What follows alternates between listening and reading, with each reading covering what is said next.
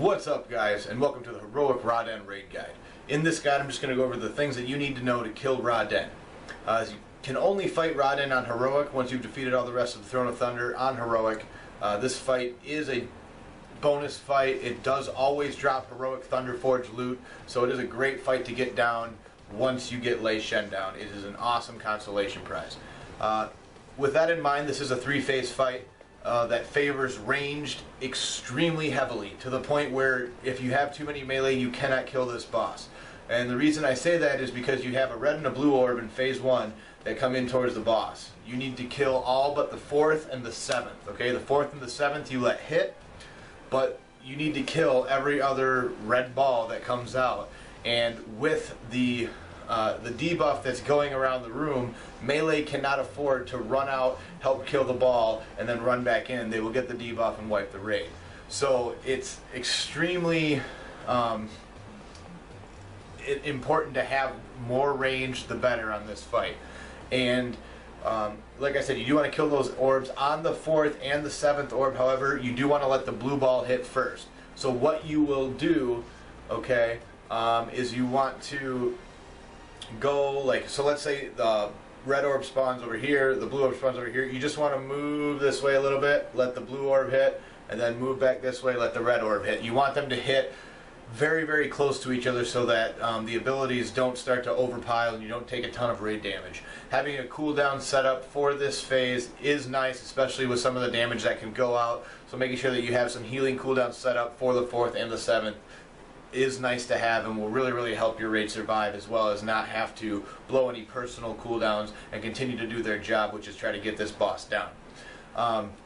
The other thing that you need to know in phase 1 is that there is going to be, as you see on our kill, is we had 2 lock portals set up, and this mechanic, guys, is super easy, okay?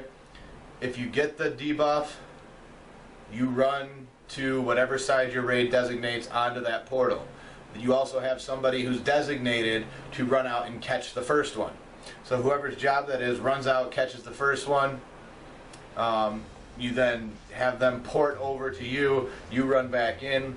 Once the debuff goes to the next person who's out, you just go in a big circle. Okay, so pretty much how it works is you go down your list. Okay, so let's say I'm up. So I'm out. I'm standing on the portal. I wait till the big lightning bolt comes over and hits me.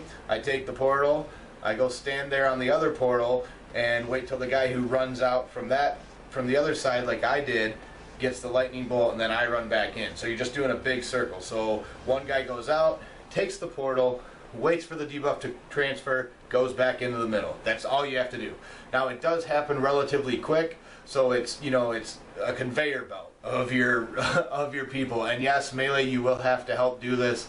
It's just the way that it works, so keep that in mind.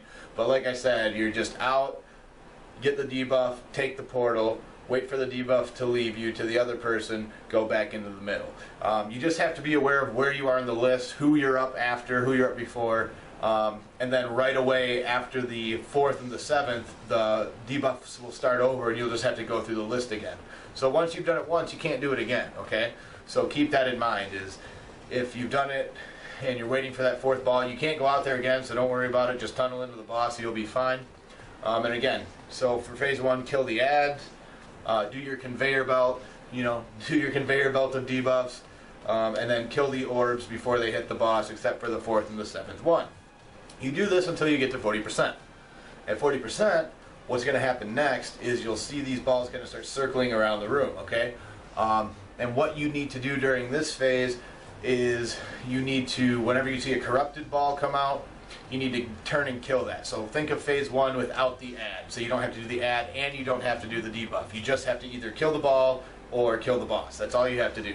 Now, again, the damage is ramping up during this phase, so healers, be aware that having your cooldowns ready to go and knowing when you're supposed to hit them and when you're supposed to cycle them is very, very key for the last 2 phases. Okay, 40% and below, you need to have that figured out. And anyway, so back to the fight. Melee are staying on the boss.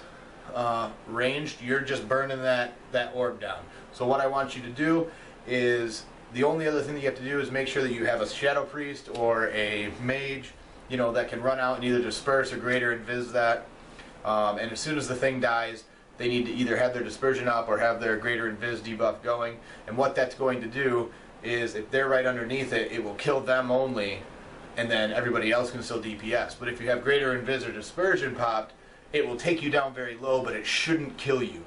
Keep in mind, healers, that whoever is soaking the corrupted balls during phase 2 needs to be topped off when that thing dies. There is not another way around it. If you can bubble them, anything you can do to help them will help. Trust me, I'm a mage. I died the first time, and it sucks. You know, I was at like 75% health, and it still killed me.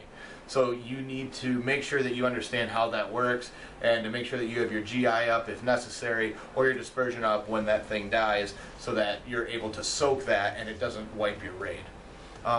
When the boss hits about 20 to 25%, depending on your raid strength and your DPS, you pretty much just pop Lust, pop Warp, pop Hero, whatever it is you're doing, you know, and burn everything into the boss. This is when you're saving your second pots and everything for it. And then you're just tunneling the boss, you're ignoring all else, and just slamming into the boss. The boss will die at 5% health. He does not go all the way down to 0, so once you hit 5%, it's over, you win, you get your loot pinata.